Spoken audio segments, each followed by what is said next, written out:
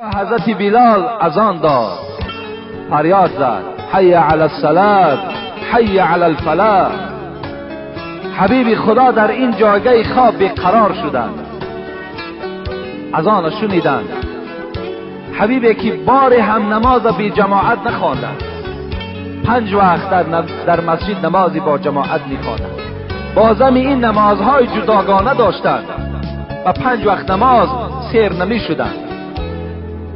این حبیب خدا وقتی که از پا ماند، گوش او را رسید بانگ نماز، گفت بر مرتضی مرا بردار جانب مسجد جماعت آ. حضرت علی که در خدمت حبیب خدا که قائم بودند و حضرت علی خطاب کرد، علی گفت مرا بردار، مرا بردار که از داخل مسجد مؤذن فریاد دارد که بیاید و سوی نماز بیاید، بیاید که در این نماز نجات است. مرتضی که به خادمی سر داشت، مصطفی را به پشت خود برداشت.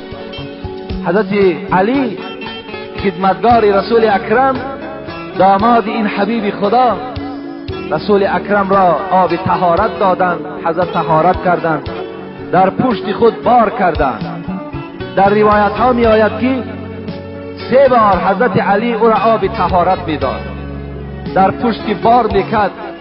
حضرت حبیب خدا که بدنش خیلی ضعیف شده بود و خیلی بیماری وزنی که فرا گرفته بود، نصف را که میرفت میگفت علی پس کرد که من طهارتم شکست.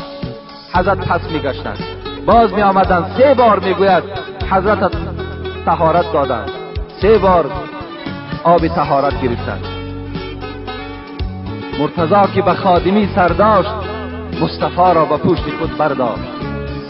پشت پای رسول معبودی از ضعیفی به عرض می سودی.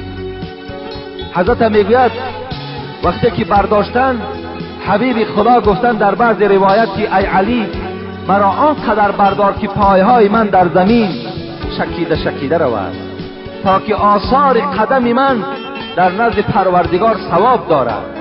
هر کدام شما وقتی که از خانه قدم زنان میآیید، در هر یک آثار، در هر یک قدمی که داشته شما، خداوند برای شما مغفرت گناه وعده کردگی است.